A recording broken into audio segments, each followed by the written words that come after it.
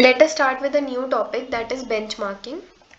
Benchmarking का जो concept होता है उसमें हम क्या करते हैं, उसमें हम कंपैरिजन करते हैं अपनी परफॉर्मेंस को एक कॉम्पिटिटर की परफॉर्मेंस से हम कंपेयर करते हैं, ठीक है। और हम उस कॉम्पिटिटर को एक स्टैंडर्ड लेके चल रहे हैं, एक बेंचमार्क लेके चल रहे हैं जिसके थ्रू हम अपनी परफॉर्मेंस को कंपेयर कर रहे हैं। अब वो बेंचमार्क हमने किस बेसिस पे रखा है? वो बेंचमार्क हमने इसलिए रखा है क्योंकि अपनी फील्ड में वो सबसे अच्छा परफॉर्म कर रहा है, उससे ऊपर कोई भी नहीं है, वो सबसे अच्छा इस टाइम पे परफॉर्म कर रहा है, ठीक है। क्योंकि मार्केट का शेयर सबसे ज़्यादा उसके पास है, प्रोडक्ट सबसे अच्छे उसके हैं, रिस्पॉन्स कस्टमर का उसके प्रोडक्ट्स के लिए सबसे अच्छा है, प्रॉफिट सबसे ज़्यादा वही कमा रहा है, अच्छे जो अपने प्रोडक्ट में इम्प्रूवमेंट्स हैं वो ही शो कर रहा है, ठीक है। तो हम उसकी परफॉर्मेंस से अपनी परफॉर्मेंस को कंपेयर कर रहे हैं क्योंकि हमें उसको भी बीट करना है, उसके जितना हमें लेवल पे पहुंचना है उसको उस पोजीशन से हटाना है। ज़रूरी ये नहीं है बट हमें उसकी पोजीशन तक पहुंचना है, हमें वो अचीव करना है जो कि अभी मिसिंग है, जो लेवल अभी हम अचीव नहीं कर पाए वो लेवल हमें अचीव करना है और उससे भी ऊपर निकलना है, ठीक है। सबसे बढ़िया जो एग्जाम्पल होता है दैट इज जब आपका, ये बेसिक एग्जाम्पल है जस्ट फॉर योर अंडरस्टैंडिंग कि ये सबने ही एक्सपीरियंस किया होगा कि जो पेरेंट्स होते हैं they compare your performance with people around you of your age, ठीक है। जो चिल्ड्रन होते हैं आपके नेबरहुड में या उनके नोन में उनकी परफॉर्मेंस से कंपेयर करते हैं, ठीक है। और ऐसा क्यों होता है? क्योंकि वो चाहते हैं कि हम उनसे भी अच्छा परफॉर्म करें, ठीक है। तो उस टाइम पे वो लोग मार्केट लीडर होते हैं, उनकी सबसे अच्छी परफॉर्मेंस होती है तो उनसे वो हमें कंपेयर करते हैं ताकि हम अपने मार्क्स को इम्प्रूव कर सकें, हम देख सकें, हम भी एनालाइज कर सकें कि ऐसा वो क्या कर रहा है, वो कैसे पढ़ाई कर रहा है जिस पे हम लैग कर रहे हैं, वो एरियाज में जहाँ पे हम लैग कर रहे हैं हम उनको एक बेंचमार्क लेके अपनी परफॉर्मेंस को कंपेयर करके इवैल्यूएट करके हम इम्प्रूवमेंट शो कर सकते हैं, ठीक है। सो यही एक बेस्ट एग्जांपल। अदरवाइज अगर आप एक बिजनेस पॉइंट ऑफ व्यू से देखो कि फॉर एग्जांपल मेरे पास एक एजुकेशनल इंस्टीट्यूट है, ठीक है। तो मैंने जो मार्केट लीडर है इस टाइम पे, लेट अस एज्यूम आकाश, आकाश मार्केट लीडर है इस टाइम पे, तो मैंने उससे अपनी परफॉर्मेंस को कंपेयर किया और मैंने अकॉर्डिंगली ऐसी बिजनेस स्ट्रैटेजीज बनाई और उनको इम्प्लीमेंट करा जिससे मेरी परफॉर्मेंस जो है वो बहुत अच्छी हो गई और मैं मार्केट लीडर बन गई उस पर्टिकुलर फील्ड में, ठीक है। सो ये बेंचमार्किंग का बस यही कंसेप्ट है कि आप कंपैरिजन कर रहे हो, और किससे कंपैरिजन कर रहे हो? मार्केट लीडर से जो उस टाइम पे सबसे अच्छा परफॉर्मेंस शो कर रहा है, ठीक है।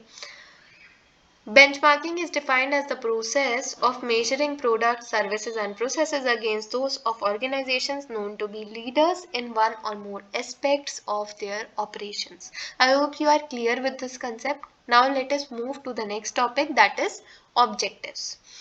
ऑब्जेक्टिव्स यहाँ पे क्या होंगे? To improve its performance. Main aim business का क्या होता है? अपनी परफॉर्मेंस को इम्प्रूव करना, तभी हम मार्केट लीडर से अपने आप को कंपेयर कर रहे हैं, ठीक है। टू आइडेंटिफाई अपॉर्चुनिटीज, हमें अपॉर्चुनिटीज भी आइडेंटिफाई करनी होती है इम्प्रूवमेंट के लिए। हमें नहीं समझ आ रहा, वी आर नॉट क्लियर कि हम कैसे, हम हमारे बिजनेस में क्या वीकनेस है, या फिर हमें ये नहीं पता कि हमारी जो वीकनेसेस है उनको इम्प्रूव कैसे करना है, हमें समझ नहीं आ रहा कि आगे कैसे बढ़ना है। तो हम उसी पर्सन को, उसी ऑर्गेनाइजेशन को देख रहे हैं जो उसी फील्ड में काम कर रहा है और जो सबसे अच्छी पोजीशन पे है, और उसके थ्रू हम अपनी बिजनेस स्ट्रैटेजीज बना रहे हैं।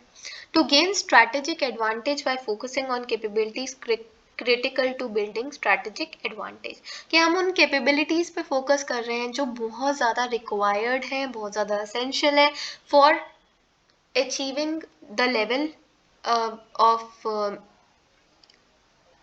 the level which the market leader has achieved, और हम एक competitive edge दे सके हमारे सारे competitors को। So वो capabilities पे हम focus करते हैं with the help of benchmarking. To increase the rate of organizational learning, since benchmarking exercise brings new ideas and facilitates experience sharing, यहाँ पे organization का rate बढ़ता है। जब benchmarking हम adopt करते हैं तो market जो भी हम organization है जिसको हमने बेस रख के बेंचमार्किंग ऑप्ट करा है, ठीक है, तो उससे हमें क्या होगा, नए आइडियाज आएंगे, कोई नई ऐसी स्ट्रैटेजीज हम डेवलप कर लेंगे उनकी स्ट्रेंथ्स एंड वीकनेसेस, अपनी वीकनेसेस और स्ट्रेंथ्स देख के, जो हमने कभी पहले सोची भी ना हो। तो इसके थ्रू नए आइडियाज आते हैं ऑर्गेनाइजेशन में और चेंजेस आते हैं, और ऑर्गेनाइजेशन के जो एम्प्लॉयज़ हैं उनकी जॉब्स भी थोड़ी और चैलेंजिंग होती हैं, और उनको भी जो एक बोर्डम होता है, एक जैसा काम करना, बार बार सेम काइंड ऑफ जॉब, तो उस बोर्डम से भी वो फ्री हो जाते हैं और वो भी नई स्किल्स अडॉप्ट करते हैं, उनसे अडेप्ट करते हैं और नई स्किल्स सीखते हैं, तो उनकी भी जो है करियर वाइज ग्रोथ देखने को मिलती है, ठीक है। So these will be the objectives. तो बेसिकली क्रिएटिविटी बढ़ती है एक ऑर्गेनाइजेशन के अंदर अगर हम बेंचमार्किंग को इम्प्लीमेंट करते हैं। I hope you are clear with the objectives. Let us move to the next topic, that is the process. Process में हम क्या करेंगे, सबसे पहला हमारा एम होता है कि बेंचमार्किंग का रिक्वायरमेंट ही क्या है। प्लानिंग के थ्रू हम आइडेंटिफाई करते हैं कि बेंचमार्किंग की रिक्वायरमेंट क्या है ऑर्गेनाइजेशन में, और बेंचमार्किंग क्यों रिक्वायर्ड है, क्यों हमें बेंचमार्किंग ऑप्ट करना है। सेकेंड चीज़, कौन से एरियाज हैं जिस पे बेंचमार्किंग की रिक्वायरमेंट है।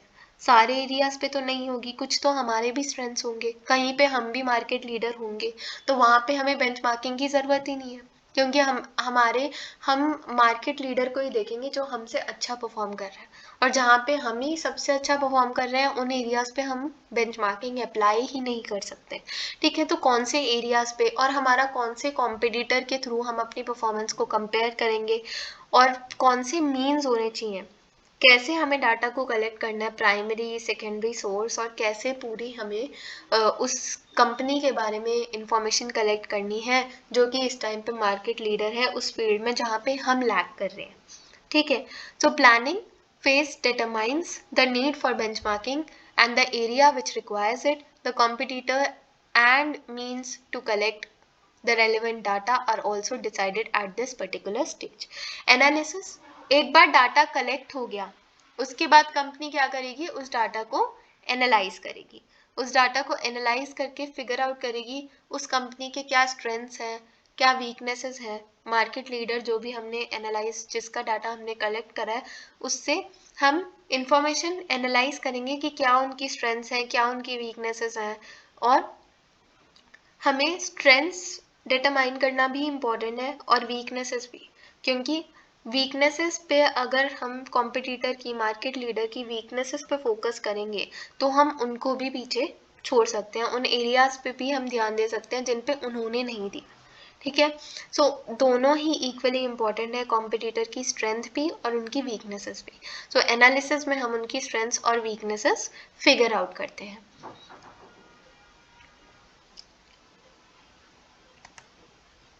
The company then analyzes the data so gathered to find out the strengths of the competitors, list out its weaknesses and ways of improvement. Then integration. Integration पे हम क्या करेंगे, इंटीग्रेशन पे हम अपने जो भी स्ट्रेंथ्स वीकनेसेस हमने गैदर करे हैं, हम टॉप मैनेजमेंट को वो जाके कम्युनिकेट करेंगे, उनको कन्वे करेंगे, और फिर टॉप मैनेजमेंट उसके अकॉर्डिंग एक एक्शन प्लान बनाएंगे, ठीक है। बिजनेस स्ट्रैटेजीज बनाएंगे, एक्शन प्लान्स बनाएंगे जो कि पूरी कंपनी को इम्प्लीमेंट करने होंगे, ठीक है। So at this phase the analysis is reported to top management and after their approval the desired action plan with a well defined strategy is developed. Action. Now management has a workable plan. At this stage the employees execute the benchmarking plan. तो action में कुछ नहीं है, जो भी plan बना है top management के थ्रू वो लोअर लेवल्स उसको इम्प्लीमेंट करेंगे, ठीक है, as per the quality standards, as per the business strategies, business procedures में जो चेंजेस आया है, सब कुछ जो कन्वे होंगे लोअर मैनेजमेंट को, वो उसको इम्प्लीमेंट करेंगे जो भी प्रोडक्शन प्रोसेस है उसके अंदर। Maturity, the final stage is maturity. It is at this stage When the result of using benchmarking to improve the business operations can be observed, a successful application of benchmarking will lead to attainment of market leadership. अब maturity में क्या होगा कि यहाँ पे हम देखेंगे कि हमें क्या benefits मिले हैं, क्या result मिला है of implementing benchmarking, ठीक है। और इसका एक सक्सेसफुल एप्लीकेशन अगर हमने बेंचमार्किंग का करा होगा तो हम वो मार्केट लीडर वाली पोजीशन ऑक्यूपाई कर लेंगे, ठीक है। हम उसको अटेन कर लेंगे और हम उस पर्टिकुलर फील्ड में जिसमें हम लैक कर रहे थे उसमें मार्केट लीडर बन जाएंगे, ठीक है। So maturity is just about analysing the benefits of benchmarking and then successful application of benchmarking will help us to see whether we have attained that level of market leadership or not. I hope you are clear with the process. Let us move forward with the benefits of benchmarking. Increased productivity and a plan for long term profitability. Productivity जो है वो हमारी क्या होगी, बढ़ जाएगी और ये हमारा एक प्लान बनेगा फॉर लॉन्ग टर्म प्रॉफिटेबिलिटी।